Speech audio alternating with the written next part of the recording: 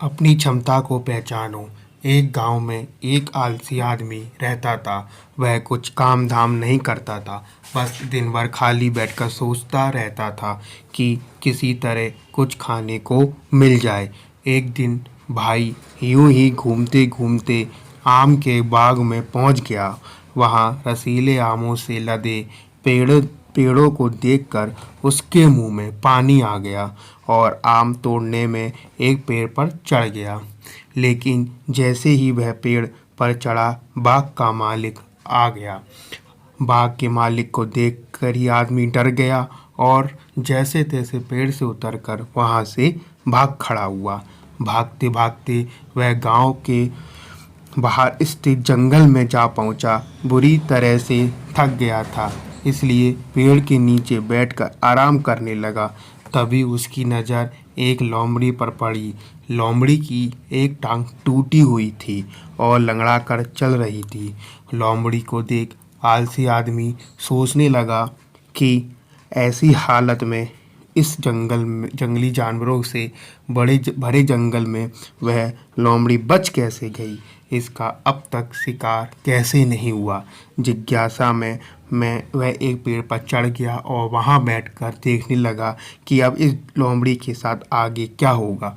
कुछ ही पल बीते थे कि पूरा जंगल शेर की दहाड़ से गूंज उठा, जिसे सुनकर सारे जानवर डर कर भागने लगे।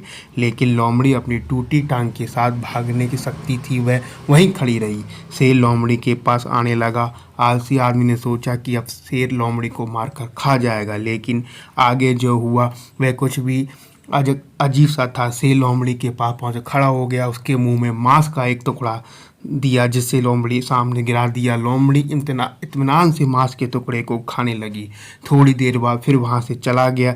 यह घटना देख आदमी सोचने लगा कि भगवान सच में सर्वे सर्वा है। उसने धरती के समस्त प्राणियों के लिए, चाहे वह जानवर हो या इंसान, खाने पीने का प्रबंध रखा है। वह अपने घर लौट आया। घर जाकर वह 2-3 दिन तक बिस्तर पर लेटा रहा। उसने सोचा जैसे शेर लोमड़ी के लिए मांस लाया था, वैसे ही उसके लिए भी कोई ना कोई खाने पीने का सामान ले आएगा। लेकिन ऐसा कुछ नहीं हुआ दोस्तों। उसकी हालत खराब होने लगी। उसे घर से बाहर निकलना ही पड़ा। घर के बाहर साधु पेड़ के नीचे बैठे हुए उनके पास गया और जंगल का सारा वृत्तांत सुनाते हुए बोला, बाबा जी, भगवान मेरे साथ ऐसा क्यों कर रहे हैं?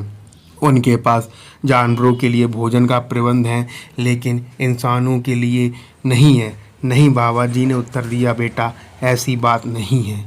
भगवान के पास सारे प्रबंध हैं, फिर दूसरों की तरह तुम्हारे लिए भी है।